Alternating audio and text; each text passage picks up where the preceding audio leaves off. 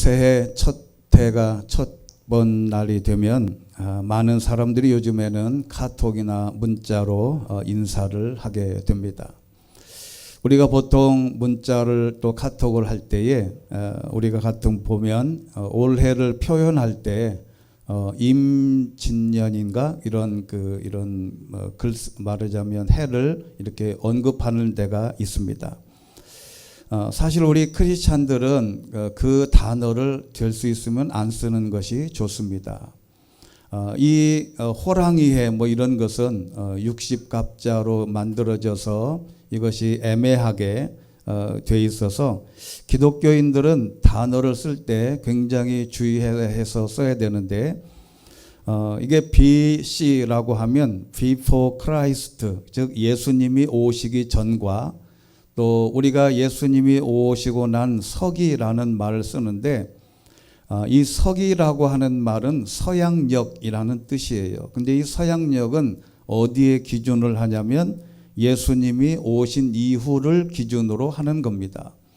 그래서 라틴어로 아노 도미니라고 하는 뜻은 주님이 오신 이후라고 하는 뜻이에요.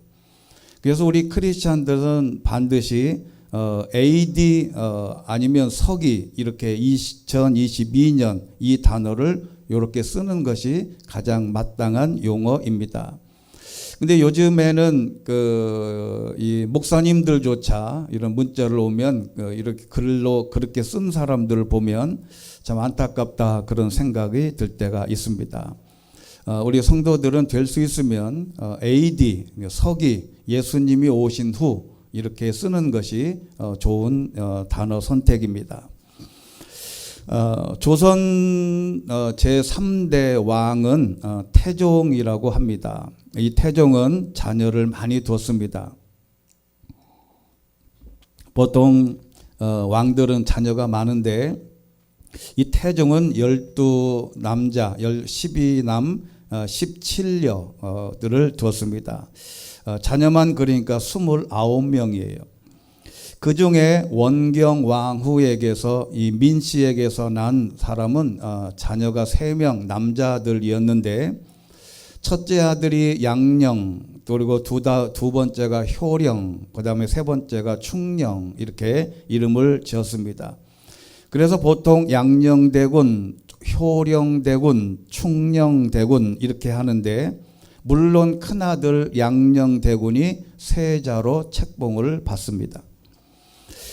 그런데 이 첫째 아들과 둘째 아들이 아버지 태종의 눈치를 가만히 보니까 자기가 장남인데도 자기에게 왕권을 물려주지 않을 거라는 이런 어떤 분위기를 파악을 하게 됩니다.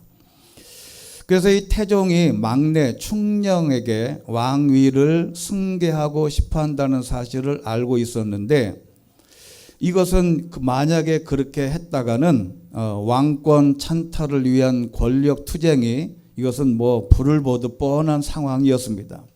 본인은 괜찮지만 주변에서 자꾸 옹립을 하려고 하면 피비린내가 나게 됩니다. 그런데 왕세자였던 첫 아들 양령대군이 일부러 주색 잡기에 빠지게 됩니다. 많은 사람들이 왕자답지 않는 언행으로 많은 사람들이 저 큰아들은 왕위로 올리면 안 된다 이런 분위기가 다 이제 퍼지게 됩니다. 둘째 효령도 이 사람은 주색 잡기에 안 빠졌지만 이제 불교에 심취해가지고 가출을 한다, 출가를 한다 이렇게 밖으로 말하자면 싸돌아다니게 됩니다.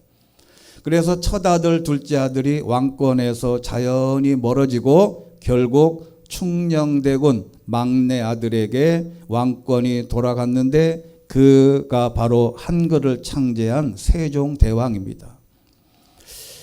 이 세종대왕이 등극한다는 것은 우리 역사에 길이길이 빛날 복이 됩니다. 그리고 그 후에 역사에 복이 될 만한 우리가 지금 이렇게 소통하고 있는 언어 한글을 만들게 되는 놀라운 왕이 되게 됩니다. 그래서 광화문에 가보면 세종대왕 왕이 앉아 있는 이 상이 지금도 있는 걸 보면 이 세종대왕은 역사의 길이 남을 위대한 왕으로 우리나라에 남아 있습니다. 그런데 우리가 뒤집어서 역사를 뒤집어 보면 그 길을 연 사람이 누구였을까? 많은 역사학자들이 고민하면서 그 문제를 풀어간 적이 있습니다. 그건 뭐냐면 이 첫째 아들 양령과 둘째 아들 효령이 그 두 아들의 공로를 인정해야 된다는 겁니다. 만약에 일탈적인 성격의 소유자들이었다고 하는 인색한 평가가 많지만 세종으로 하여금 선정을 베풀도록 이 두 사람이 끊임없이 양보하고 뒤로 숨어서 세종대왕 앞에 그리고 백성들 앞에 나타나지 않게 됩니다. 만약에 첫째가 나는 큰아들이 왕권을 받아야 된다라고 하면 이게 보통 문제가 아니지 않습니까? 그들의 공헌을 첫째 아들, 둘째 아들의 공헌을 꼭 인정해야 한다는 겁니다. 그런데 우리 역사와 사회에서도 양령과 효령, 장남과 둘째 아들처럼 뒷선에 물러가 이들을 돌아볼 줄 아는 배려가 중요한데 성경에도 이런 인물이 등장합니다. 그가 바로 갈렙이에요. 이 12정탐꾼 가운데 10명은 이 가나안 땅을 스파이로 가서 살펴보고 와서 10명은 거기는 부정적으로 보고를 했습니다. 거기는 우리가 들어가면 우리는 몰살당합니다. 안 됩니다. 라고 했는데 여호수아와 갈렙만 하나님의 시각으로 판단해서 보고하게 됩니다. 그런데 여호수아는 이스라엘의 대권을 이어받아서 이스라엘 백성의 지도자가 됩니다. 그럼에도 불구하고 갈렙이라고 하는 사람이 시기하거나 쿠데타를 하거나 반기를 들거나 여호수아와 지도자로 활동하던 그 시기에 본인이 나서서 나도 한 자리 해야 되겠다라고 본인이 역사에 등장했다면 이스라엘의 역사가 뒤바뀔 가능성이 많습니다. 이 이스라엘 백성들이 가나안 땅에 들어가서 그리고 땅을 배분하고 전쟁을 할 때에 마지막에 제일 어려웠던 게 뭐냐면 이 산지를 이렇게 지파별로 분배하다가 보니까 그 산지 쪽으로는 아무도 안 가려고 해요. 그때에 갈렙이 해성과 같이 등장합니다. 80이 넘은 이 갈렙이 나타나서 그 산지는 내가 가겠다. 여러분, 여호수아는 전면에 나서서 이스라엘 백성들에게 많은 전쟁을 치루어서 백성들의 땅을 배분할 때에 그러나 힘든 과정 뭐냐면 이 족속이 너희는 이 산지 쪽으로 가라 그러면 누가 좋아하겠어요? 근데 그때 갈렙이 나타나서 그 산지는 내가 가겠다 이렇게 해서 역사에 등장하면서 위대한 일을 감당한 것을 볼 수 있습니다. 여러분, 사람의 진가는 사실 이렇게 고백하는 사람이 될 가능성이 많습니다.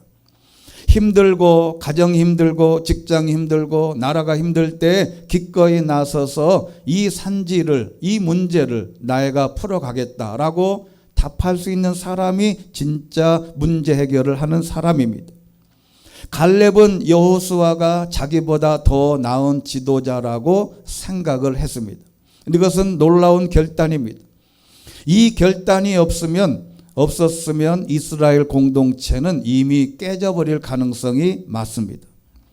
나라도 교회도 가정도 내가 아니면 안 된다는 생각을 버리는 것이 가장 소중한 출발이다. 자, 그러면 여러분, 새해가 되면 사람들은 무엇인가 결단을 합니다. 근데 보통 나이가 들어가면 갈수록요 생각을 합니다. 이 나이 돼서 무슨 결단을 해? 이제 살 만큼 살았는데 그냥 되는 대로 시간 가는 대로 하루 일과 살면서 어려움 없으면 되지 내가 뭘 결단을 하냐. 그런데 여러분, 이런 결단이 우리가 하나님 나라의 부름을 받을 그 시점까지 우리는 끊임없이 결단해야 됩니다. 사람의 일상적인 사람들의 결단은 두 가지가 있습니다. 하나는 부정적인 것을 끊어버려야 되겠다. 내 생활에서 이것을 좀 제거했으면 좋겠다. 내 삶에서 버려야 할 것을 결단하는 겁니다. 예를 들어서 내가 그동안 하루에 일주일에 5번을 술을 먹었으면 일주일에 2번으로 줄여보겠다. 이렇게 결단하는 거예요. 나쁜 결단, 나쁜 습관, 나쁜 문화를 생각의 단편들을 다 끊어내는 부정적인 이것은 안 하겠다. 그리고 두 번째 결단은 이것을 무엇을 하겠다는 결단입니다. 내가 무엇을 하겠다는 결단은 안 하는 것보다 더 힘들 수도 있어요. 예를 들어서 내가 하루에 운동을 어떻게 하겠다, 수영을 하겠다, 등산을 하겠다, 건강을 위해서 내가 먹거리는 올해는 내가 이 통닭은 기름에 튀긴 통닭은 안 먹겠다. 이게 이렇게 무엇을 위해서 건강을 위해서 결단하는 것이 적극적인 결단인데 나는 이렇게 오래 살아보겠다는 결단이 나이가 먹을수록 외면하고 그냥 그렇지 뭐 이렇게 살다 죽지라고 목표를 정하지 않고 하루하루 밥 먹고 사는 데에 만족하는 사람이 있어요. 그런데 우리 세 번째는 신앙인들에게는 이 두 가지와 아울러 한 가지를 더 결단해야 됩니다. 바로 신앙적인 결단이에요. 나는 이제 어제 교회 나왔든 오늘 나왔든 50년을 신앙생활했든 평생을 신앙생활했든 항상 연초가 되면 무엇이든지 신앙적인 결단이 필요합니다. 나는 올 한 해는 이것만큼은 신앙 안에서 내가 하루에 한 달에 한 번은 내가 금식하겠다. 나는 올 한 해 동안 주일을 한 번도 안 빠뜨려 보겠다. 내가 하나님과의 관계에서 이 일만큼은 이렇게 하겠다고 하는 강력한 결단이 필요할 때가 이 오늘 새해입니다. 그런데 2022년 새해에 모든 기독교인들에게 필요한 세 가지 결단을 한번 묵상해 보고 싶습니다. 물론 다른 것도 많이 있지만 가장 기본이 되는 것에 대한 결단이 필요합니다. 오늘 말씀을 중심으로 첫째는 11절에 있는 말씀입니다. 내가 주께 범죄하지 아니하려 하여 주의 말씀을 내 마음에 두었나이다. 내가 주께 죄짓지 않으려고 주의 말씀을 내 마음에 품었습니다. 라고 표현한 것이 여기 보면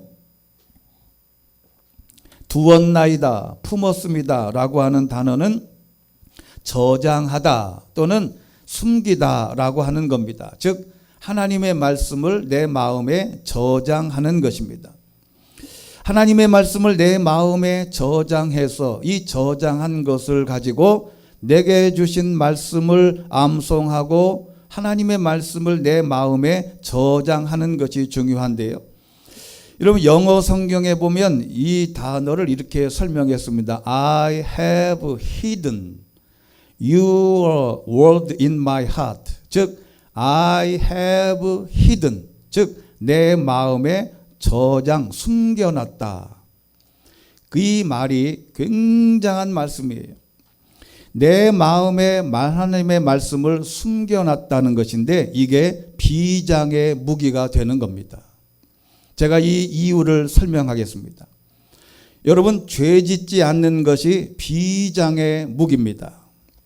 여러분 선거 때나 청문회 때 보면 항상 지난 과거가 문제가 되는 것 아시지요? 뭐 정치인들만 그렇겠습니까? 저와 여러분도 마찬가지예요. 여러분 과거를 털어도 먼지가 안 나는 것이면 얼마나 좋겠습니까? 그런데 그게 쉽지를 않습니다. 그게 바로 죄짓지 않고 깨끗하게 살아왔으면 그게 결정적인 순간에 강력한 무기가 됩니다. 나를 아무리 털어봐라, 나를 아무리 뒤에 조사를 해봐라, 내가 나올 게 있냐 라고 하는 사람은요, 이게 비장의 무기가 됩니다. 아무리 현재 잘 살고 능력이 있어도 결국 과거의 잘못, 죄의 발목을 잡히면 누구나 다 곤욕을 치르게 됩니다. 그래서 죄 짓지 않음이 비장의 무기가 되는데 오늘에 있는 구절에 있는 말씀이 첫 단어가 뭐지요? 청년으로 라고 시작합니다. 이게 청년이 처음에 젊을 때부터 이 죄 짓지 않고 타락하지 않고 비장의 무기를 가지면 이 사람이 나중에 성장해서 어른이 됐을 때도 강력한 무기가 됩니다. 나를 아무리 뒤져봐라 나는 떳떳하다라고 하는 게 비장의 무기가 됩니다. 이게 바로 그래서 죄 짓지 않는 것이 비장의 무기가 숨겨진 무기가 되는 것입니다. 그리고 한 걸음 더 나가서 크리스찬들은 매 순간 하나님의 말씀을 충분히 먹고 이를 밤낮으로 묵상하는 것이 좋습니다. 오직 여호와의 율법을 즐거워하고 그 율법을 밤낮으로 깊이 묵상하고 생각하면 이 말씀이 내 안에 저장이 됩니다. 그래서 그 묵상은 깊이 생각하는 것인데 중얼거리다라고 하는 뜻이 있습니다. 낮은 소리로 중얼거릴 수 있을 경우에는 내가 하나님의 말씀을 외우는 것이 제일 좋습니다. 하나님의 말씀을 깊이 묵상하고 생각하고 특별히 우리 송구영신 예배 때 드렸던 2022년 나에게 주신 말씀이 있습니다. 우리가 보통 SNS에 페이스북이나 이런 목사님들이 글을 올리는 것을 이제 저도 이제 팔로워가 돼서 쭉 보면 이번 연말에 그런 어떤 목사님이 글을 올렸어요. 연말에 좋은 프로그램이 있으면 알려주세요. 그랬더니 좋은 프로그램을 안 알려주고 그 밑에 댓글을 뭐라고 달냐면 하나님의 말씀 뽑기는 안 하면 좋겠습니다 라고 거기다 써는 거예요. 그래서 왜 그러냐 옆에 있는 사람이 또 댓글을 다니까 거기에 설명이 무슨 말씀을 점쟁이 하듯 그걸 뽑냐 뭐 하나님의 말씀은 66권인데 하나의 말씀이 뭘 중요하냐 막 댓글을 달아요. 여러분 점쟁이가 하나님의 말씀을 뽑습니까? 우리는 이 하나님의 말씀이라는 게 66권이 다 있지만 그 66권을 파고 들어가는 것은 파이프를 거기에 박는 겁니다. 여러분 우리가 지하에 많은 물들이 말하자면 지하수가 얼마나 많아요. 근데 그 지하수를 뽑아내려면 어떻게 뽑아냅니까? 그 땅을 갈라서 뽑아낼 수 없고 거기다 파이프를 박는 거예요. 조그마한 파이프를 디립다 박아가지고 생수를 뽑아내듯이 우리는 나에게 주신 그 말씀을 내가 하나님의 파이프라고 생각하고 말씀의 뿌리에다 확 박는 겁니다. 그 말씀을 힘들 때나 기쁠 때나 어려울 때나 걱정과 근심이 생길 때 그 말씀을 내가 중얼거리고 묵상하고 생각하고 그것을 예를 들면 깊이 잘 숙성시켜서 그 말씀이 내 말씀으로 받는 것이 중요하다는 거예요.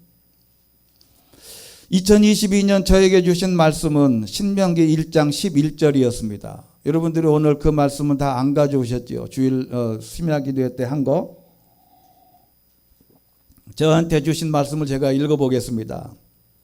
너의 조상의 하나님 이렇게 말씀을 하면 제 말씀이 부러워하지도 마시고 제 말씀을 뺏어가려고 생각하지 마세요.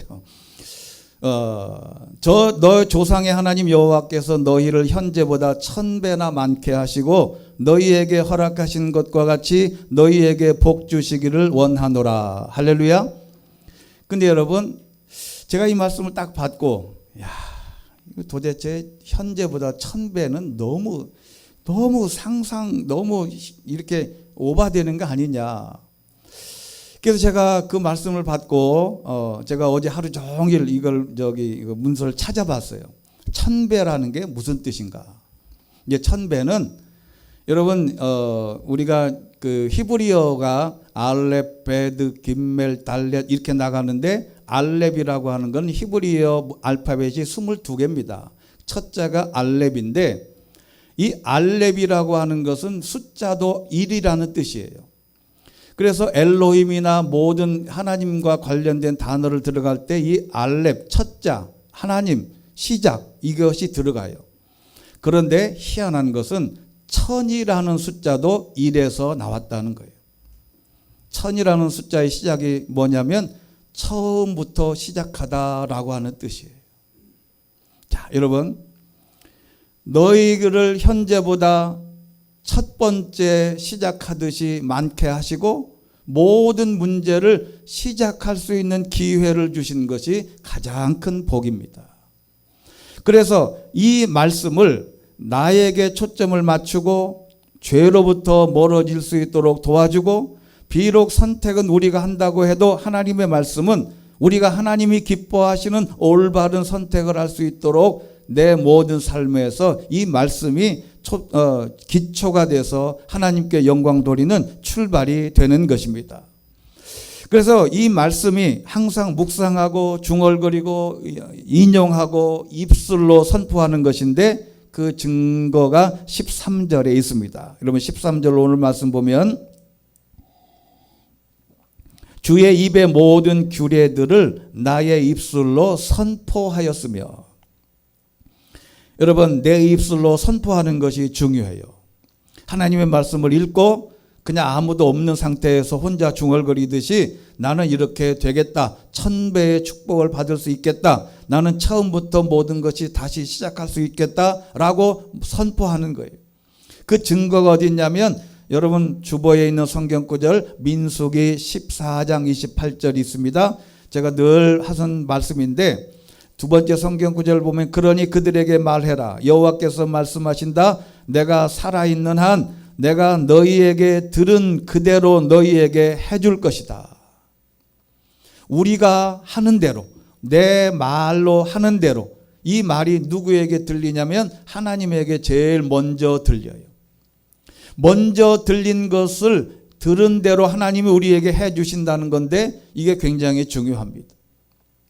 우리 진성익 장로님이 우리 그 송구영신 예배 때 한 말씀 하시라 그랬더니, 연초에 기도 제목을 적으면 아주 좋다. 여러분, 여러분이 적어낸 기도 제목 제가 지금 다 갖고 있습니다. 2007년 8년도에서부터 낸 것을 제가 다 가지고 있어요. 제가 언젠가는 그것을 쭉 펴놓고 보니까 정말로 한 90%는 다 해결이 됐어요. 여러분, 기도 제목이라는 게 뭐예요? 내가 기도 제목을 내 말로 계속 읊는 겁니다. 기도 제목 그냥 하나님 앞에 하나님 이름 불러놓고 내가 그 제목을 큰 소리로 읽기만 해도 하나님이 들으시고 그 모든 문제를 해결해 주시는 줄로 믿습니다. 이 믿음이 아주 중요합니다. 두 번째 결단은 자기 자신을 부인하는 결단입니다. 마태복음 16장 24절 세 번째 성경 구절, 누구든지 나를 따르려거든 자기를 부인하고 자기 십자가를 지고 따라야 한다. 여기 자기 부인이라고 하는 말은 아파르네오마이라고 하는 헬라어인데 아주 거절하다라고 하는 뜻이에요. 자기라고 하는 것은 이게 애매한 표현인데, 내 생각, 내 판단, 내 경험, 나를 내세울 만한 모든 것, 경력, 내 생각이라는 모든 것을 다 부인하고 하나님의 뜻에 맞추는 훈련입니다. 내 생각, 내 판단, 내 의견, 나는 내 의견이 제일 좋아, 내 판단이 제일 좋아, 나는 내 생각을 굽힐 이유가 없어 라고 어디서든지 이렇게 하면 고집쟁이라고 합니다. 내 생각을 내려놓고 사람들과의 차이에서 의견이 부딪히는 거는 그래도 괜찮아요. 그런데 이게 하나님 뜻과 부딪혔을 때 내 생각을 내려놓는다는 것이 얼마나 중요한지 모릅니다. 예수님이 십자가 박히기 앞에서 겟세마네 동산에서 기도할 때 예수님이 하신 말씀이에요. 내 뜻대로 마옵시고 하나님의 뜻대로 해달라. 내 생각은 이 십자가를 거두는 게, 십자가를 외면하는 게, 십자가를 안 지는 게 자기의 뜻일지도 몰라요. 그런데 하나님은 하나님의 뜻은 십자가를 지라고 했으니 과감히 그거를 선택하는 것, 즉 자기 부인의 연습이 중요하다. 그리고 나아가서 자기 십자가를 지는 것이 중요하다는 겁니다. 여러분, 남자들은요, 이 십자가는 우리가 잘 아는 대로 막대기, 처형, 틀인데요, 죽음의 위협에 노출됨을 뜻하는 겁니다. 결정적인 순간에 갈렙이 나서서 문제를 해결하듯 십자가를 지는 것이 그것인데, 남자들은 가장이라고 하는 것은 항상 죽음의 위협에 노출되어 일하는 사람들 같습니다. 요즘에는 이제 여자분들도 같이 맞벌이로 일을 하시는데 마찬가지예요. 여러분, 이렇게 죽음의 모든 사람들이 자존심을 상해가면서 직장 생활을 하고 사업을 하는데, 이런 어려움을 만날 때마다 이 어려움의 십자가를 짐으로써 가정이 편안하고 교회도 마찬가지입니다. 교회가 어려움에 빠졌을 때 베드로처럼 예수님을 버리고 나는 물고기 잡으러 가노라 탈출하는 게 아니고, 하나님의 교회를 지키고 어려울 때일수록 죽음의 위협에 노출되듯 섬기는 것, 이것을 결단할 때 하나님의 놀라운 축복과 은혜가 예비되어 있는 줄로 믿습니다. 그래서 마태복음 16장 25절, 누구든지 자기 목숨을 구하려는 사람은 잃을 것이요 누구든지 나를 위해 목숨을 잃는 사람은 얻게 될 것이다. 교회를 위해서, 가정을 위해서, 하나님을 위하여 목숨 걸면 하나님이 우리의 가정, 우리의 직장, 우리의 사업을 일으켜 세워주신다고 하는 약속의 말씀입니다. 그리고 마지막 세 번째는 우리 안에 거하시는 성령님과의 친밀함을 늘려가는 것이 중요합니다. 갈라디아서 5장 16절이 있습니다. 우리 주보의 5번째 성경구절, 내가 또 말합니다. 여러분은 성령을 따라 행하십시오. 그러면 결코 육체의 욕망을 채우려고 하지 않게 될 것입니다. 즉 성령, 하나님을 성령을 따라 행하도록 우리의 기준을 삼으라 하는 것입니다. 우리가 그분과의 관계성 안에서 더욱 가까워질 때 육체의 욕심을 이루지 않게 됩니다. 갈라디아서 6장 8절입니다. 우리 같이 한번 읽어보겠습니다. 6번째 성경 구절 시작. 자기 육체를 위해 심은 사람은 육체로부터 썩어질 것을 거두고 성령을 위해 심는 사람은 성령으로부터 영생을 거둘 것입니다. 할렐루야. 우리는 육체를 위해서, 자기 육체를 위해서 심는 사람은 자기 육체로부터 썩어질 것을 거두고, 성령을 위해 심는 사람은 성령으로부터 영생을 얻게 되는 것이다. 여러분, 성령과 친해지려면 어떻게 하면 됩니까? 하나님의 말씀을 늘 묵상하고 가까이 해야 되는데, 어떻게, 어떤 마음으로 가까이 하느냐? 오늘 본문 14절입니다. 여러분, 오늘 119편 14절, 모든 재물을 즐거워함같이 주의 증거들의 도를 즐거워하였나이다. 사람들이 제일 좋은 게 뭡니까? 돈이에요. 제일 좋아하는 게 재물입니다. 사람이, 하나님이, 예수님이 얼마나 이 재물을 높이 평가했냐면, 너희는 하나님과 재물을 동시에 섬길 수 없다라고 하셨어요. 이 말은 동등한 비교입니다. 하나님과 재물을 동등한 위치에 올려놓은 거예요, 예수님이. 이게 얼마나 무서운 말인지 몰라요. 우리는 하나님처럼 만몬, 이 재물을 섬길 수 있는 가능성이 많습니다. 여러분, 주일날 교회에 안 나오고 내 사업장에 와서 일하면 내가 100만 원 주겠다 그러면 주일 빼먹을 사람 많습니다. 왜? 돈이 더 중요하게 여기기 때문에 그래요. 이것을 물리치려면 오늘에 있는 말씀도 재물이 많은 것을 좋아하듯, 재물이 나쁘다고 평가하지 않습니다. 성경은 이 재물을 좋아하듯 하나님의 말씀을 따르는 것을 좋아해라. 이게 성령을 따르는 겁니다. 16절에 있어요. 주의 율례들을 어떤 방법으로 즐거워하며 주의 말씀을 잊지 아니하리라. 14절에도 즐거워하여, 16절에도 즐거워하여 하나님의 말씀을 지키고 이해하고 따르는 것을 기뻐해야 합니다. 그냥 어거지로가 아니고 기뻐하며 함으로 따라가면, 로마서 12장 12절, 소망 중에 즐거워하며 기뻐하고 환난 가운데 참으며 기도에 항상 힘써라.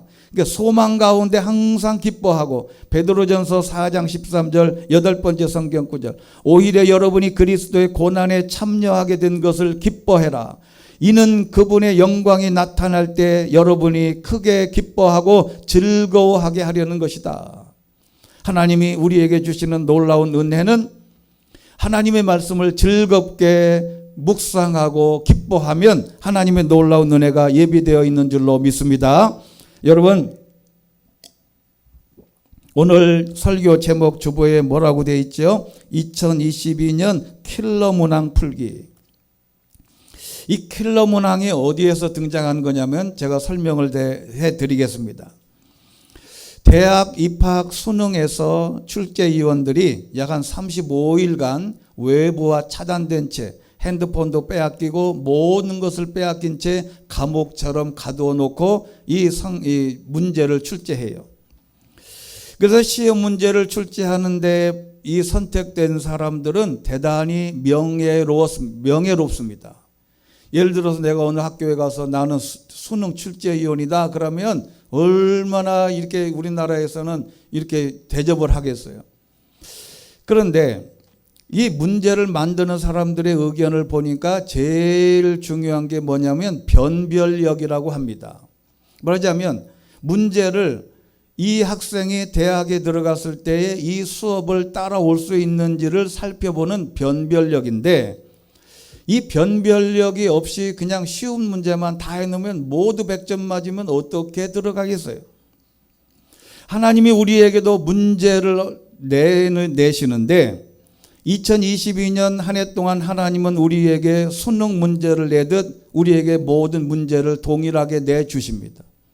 근데 평범한 사람들은 그 문제를 다 풀 수 있어요. 그런데 오늘에 있는 제일 중요한 게 수능에서 출제위원들이 변별력을 높이기 위해서 문제를 푸는 학생들이 모두 풀 수 없는 문제를 내는데 그 문항이 킬러 문항이에요. 킬이라고 하는 단어는 죽이다라는 뜻인데 킬러라고 하는 저는 살인자라고 하는 뜻이에요. 근데 이 킬러 문항, 살인, 이것은 문제를 어떻게든 틀리게 하려는 의도가 출제위원들의 강력한 의도가 담겨 있어요. 응시생들은 점수와 정신을 킬한다는 뜻으로 통하는데 다시 한번 말하면 이게 최고난도의 문제를 가리킵니다. 대다수가 맞히라고 낸 문제가 아닌 것 같다. 왜 그러냐? 공감하는데 이 모든 문제를 낼 때에 이것은 맞추지 말라고 낸 문제 같다. 어떤 분이 어떤 학생이 서울대 의대 다니는 선배한테 이제 대화를 하면서 물어봤어요. 선배님, 수능에서 몇 문제 틀리면 서울대 못 가나요? 이렇게 물어봤어요. 그랬더니 서울대 의대에 간 사람이 뭐라고 얘기했냐면 몇 문제를 틀리냐고 물으면 안 되지. 수능에서 한 문제 틀리면 서울대 의대 못 가. 이게 그 한 문제, 요 한 문제가 수능에서 두 문제 틀리느냐 한 문제 틀리느냐가 서울대 가고 연대 가고 고대 가는 기준이에요. 이게 바로 킬러 문항입니다. 여러분, 킬러 문항은 하나님이 우리에게 주실 최고난도의 시험을 허락해 주실 때에 이 킬러 문항 같은 시험이 올 수도 있습니다. 여러분, 아브라함도 이 킬러 문항을 맞닥뜨렸어요. 네 아들을 번제물로 드려라고 하는 문제를 줬을 때 이게 바로 킬러 문항이에요. 저와 여러분이 감히 풀 수 없는 고난도의 문항이었어요.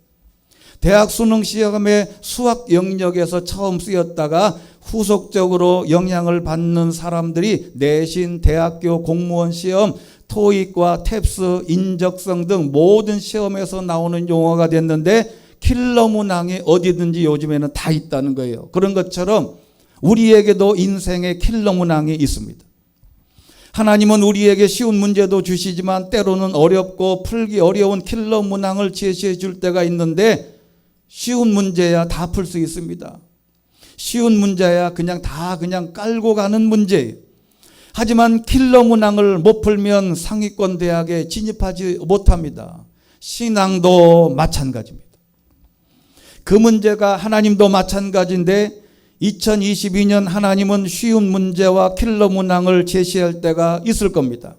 이 문제를 푸는 방법은 말씀에 기초하여 즐겁게 묵상하며 풀어내야 하는 것이 2022년 하나님이 우리에게 주신 의무이자 하나님이 우리에게 주신 축복인 줄로 믿습니다. 그러면 이 말씀을 어떻게 풀어가야 되냐? 마지막 9번째 성경 구절 야고보서 1장 2절입니다. 내 형제들아, 여러 가지 시험을 만나거든 온전히 기쁘게 여기시라.